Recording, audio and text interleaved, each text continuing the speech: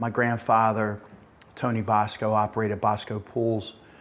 He started in the 1950s as a stonemason in the Montgomery County, PA area. Became one of the best pool builders in the world. And I know that sounds very cliche, but he had international awards in design excellence. Believe it or not, here he's still relevant today, as some of his prior art is still used for a lot of patents with plumbing, filtration systems, in-floor cleaning systems, so it's really amazing. So the family business actually, unfortunately, it went away. My grandfather passed away on April 15th, 1975, unexpectedly, and quite honestly, there wasn't a succession plan in place. He'd employed almost 100 men, and he had a couple key figures inside the business, but they weren't my grandfather.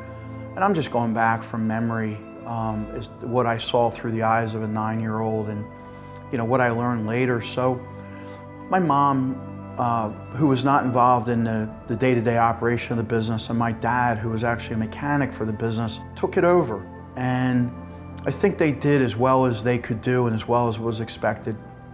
Unfortunately, there were some other dynamics looming behind them, and that was the end of the 1970s with crazy inflation and high fuel prices and kind of a pullback of consumer confidence. Pulled the plug on a lot of projects. The business ended up going away, I believe in the early 80s. I think I had just started high school when the business went away, so I had never got a chance to take over the family business. I often think back that what would have happened if my grandfather stayed alive.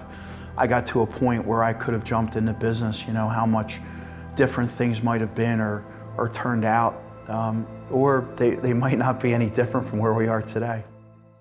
As we've grown as a company, I've had a chance to renovate a couple of his pools, his larger commercial pools in the area. So the feeling of just being able to stand in that pool knowing that he stood there 50, 60 years ago is just so special to me. And even more importantly is he built a product that's still standing 50, 60 years later, is just a testament to his integrity and his work ethic and what he put in every project.